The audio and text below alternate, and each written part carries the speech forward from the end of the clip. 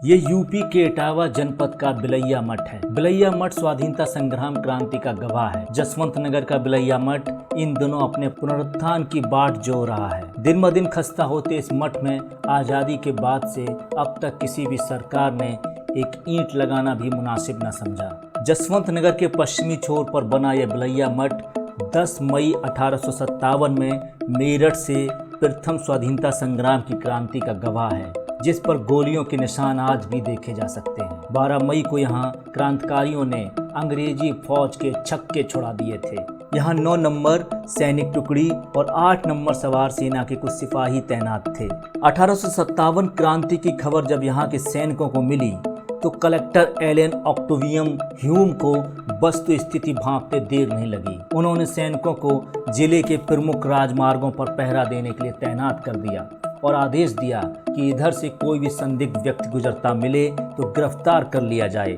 16 मई की आधी रात को 7 हथियारबंद सिपाही इटावा की सड़क पर शहर कोतवाल ने पकड़े। ये मेरठ के पठान विद्रोही थे और अपने गांव फतेहपुर लौट रहे थे। ह्यूम को सूचना दी गई, तब उन्हें कमांडिंग अफसर कॉर्नफील्ड के सामने पेश किया गया। विद्रोहियों ने कॉर्नफील्ड पर गोली चला दी। कॉर्नफील्ड तो बच गया, लेकिन उनके आदेश पर 4 को गोली मार दी गई और 3 क्रांतिकारी भाग निकले। क्रांतिकारी सैनिकों के साथ स्थानीय जनता भी हो गई। अंग्रेजों की जान पर हर तरफ खतरा बढ़ चुका था। अमर शहीद मंगल पांडे के साथी सैनिकों को पता चल गया था कि कलकत्ता से मेरठ के विद्रोह को कुचलने के लिए गोला बारूद व अन्य सैनिक सामग्री भेजी जा रही है। तब इसे रोकने के लिए उन क्रांतिवीरों ने इटावा आगरा शेरशाह सूरी मार्ग के किनारे जसवंत नगर में आम के घने बाग स्थित बिलैया मठ शिवालय को ठिकाना बनाया। 19 मई 1857 की सुबह एक बैलगाड़ी में बैठकर सशस्त्र सेना बिलैया मठ की तरफ आ रहे थे।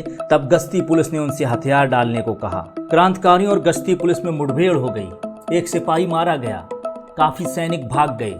यह खबर जब कलेक्टर ह्यूम तक पहुंची तो उन्होंने ज्वाइंट कलेक्टर डेनियल व वफादार सैनिकों को साथ लिया और जसवंत नगर की तरफ कूच कर दिया। तब तक क्रांतिकारी सैनिक बिलैया मठ में सुरक्षित प्रवेश कर चुके थे। ह्यूम ने मठ को घेर लेने का आदेश दिया। अंग्रेज सरकार के सिपाही घेराबंदी करने लगे। दफादार मठ की ओर आगे बढ़ा तो एक गोली उसका सीना चीरती हुई निकल गई। कुछ और सिपाही मठ की ओर बढ़ते दिखे तो गोलियां खाकर गिरने लगे। यह देख तैस में आए ज्वाइंट कलेक्टर डेनियल ने अपना रिवॉल्वर निकालना चाहा तो सामने से आई एक गोली ने उसका सिर उड़ा दिया। मठ के अंदर क्रांतिकारी सैनिक हर हर महादेव के उद्घोष के साथ गोली चला रहे थे और जसवंत नगर के लोग थोड़ी दूरी पर जवाब में उद्घोष कर उनका हौसला बढ़ा रहे थे। अंग्रेजी सरकार के अफसरों व सिपाहियों के पीछे हटते जाने पर भीड़ उनकी खिल्ली उड़ा रही थी। कलेक्टर ह्यूम ने स्थिति को भांपकर वहां से निकलना ही बेहतर समझा। बताते हैं कि यहाँ से ह्यूम को एक मुस्लिम महिला के वेश में अपने प्राण बचाकर भागना पड़ा था।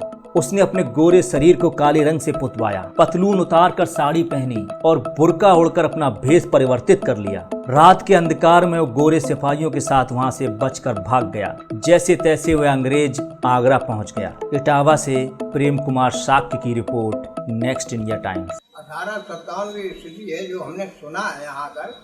मैं 2013 में अक्टूबर में आ गया था। फिर सुना है लोगों को मुँह से कि यहाँ स्वतंत्रता संग्राम सेनानी जो कि मेरठ से चले थे और उन्होंने सुना कि इटावा जिले में एक कस्बा है जसवंत नगर, वहाँ एक मंदिर है बिल्ली मठ, बहुत लंबा चौड़ा विस्तार में है। वहीं चलकर शरण ली जाए, वहाँ हमको सेफ्टी मिलेगी और इसलिए वहाँ आए।